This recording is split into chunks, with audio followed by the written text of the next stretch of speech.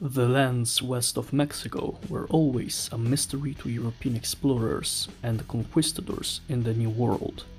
The vast amount of wealth gained by the Spanish following the conquest of the Aztec and Inca empires showed the rest of Europe how relatively easy it was to gain a fabulous amounts of gold and silver by simply going west into these new lands.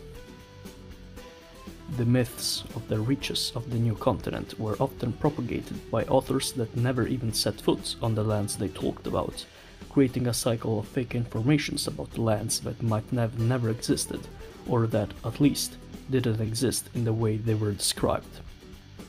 This is the case for California, the supposed island we are going to talk about today. The entire concept of a land being called California has been originated by Garcia Ordóñez in 1510, who said that in the West Indies there's an island called California, inhabited by women of black skin, but with no men, that live in matriarchal societies similarly to the Amazons, who owned armor and weapons of pure gold, because, according to him, it was the only metal present on the island.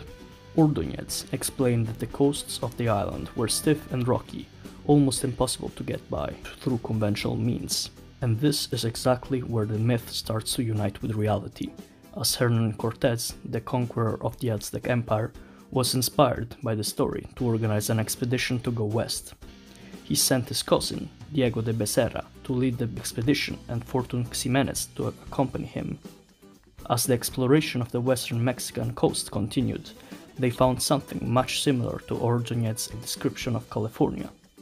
This was what we call Baja California, or Low California, where the coasts were stiff and rocky, just like the author said. As the expedition went northward, they didn't find any connection to the mainland, and for this reason they interpreted their newly found land as the mythical California. When the expedition returned home and Cortés read the reports, he was both fascinated and confused. Even if the geographical description matched Ordóñez's story, the Black Amazons and the gold weren't there. For this reason, Cortés organized multiple other expeditions to go even more north, just to be sure that what his cousin had discovered was in fact the island of California. But as the new expedition came home, the reality of the situation dawned on Cortés. Hernando de Alarcón, one of the leaders of one of these expeditions, debunked the island of California by sailing all the way up to the isthmus that connected the southern Californian peninsula to the rest of North America. For the following century, California would have been represented correctly in maps, without any geographical errors, even if the name stuck by. Both Domingo de Castillo in 1541 and Diego Guiterres in 1562 represented it correctly in their maps.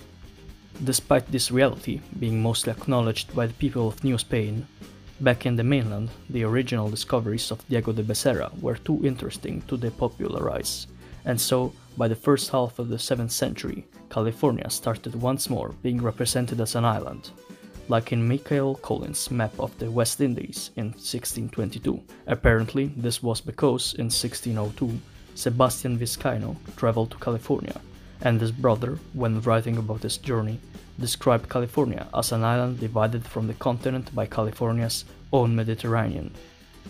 But the ship transporting this information was captured by the Dutch, who didn't think much of this description and reported it as truth.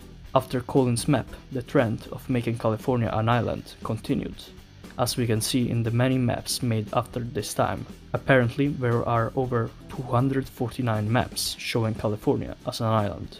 This type of trend extended well into the 18th century, even after many more expeditions into the Bay of California were made.